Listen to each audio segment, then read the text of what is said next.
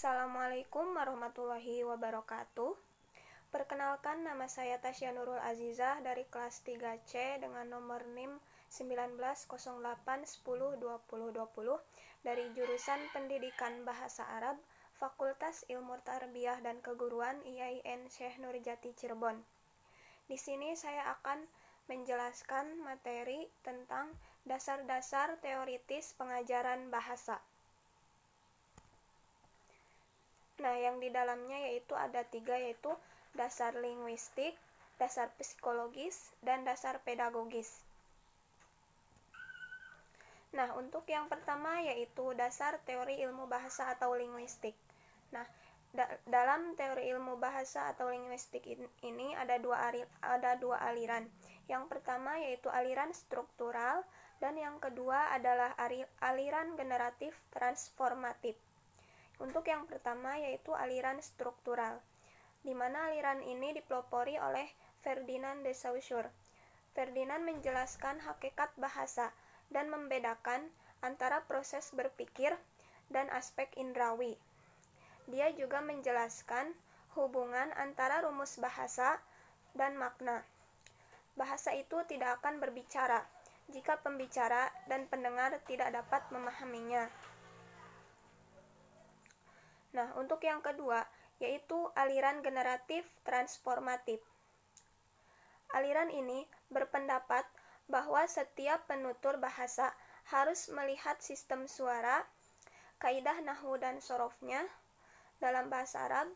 Jika dia tidak tahu, maka dia tidak akan dapat membuat kalimat atau ungkapan yang pernah didengarnya. Untuk yang kedua yaitu dasar teori ilmu jiwa atau psikologis, di mana dasar psikologis ini dipengaruhi oleh 2 faktor. Yang pertama yaitu faktor internal, yaitu sesuatu yang mempengaruhi proses pembelajaran yang bersumber dari dalam diri peserta didik. Misalnya minat, bakat, kemampuan, cita-cita, obsesi, kebutuhan, pengalaman dari diri pelajar, dan lain sebagainya.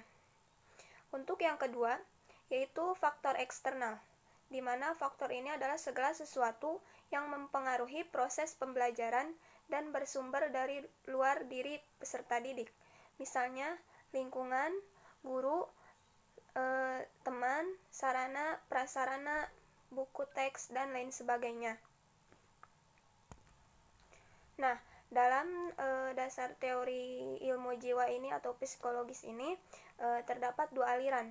Yang pertama, aliran behaviorisme, yaitu aliran ini lebih menekankan pada proses perubahan yang dilakukan oleh peserta didik.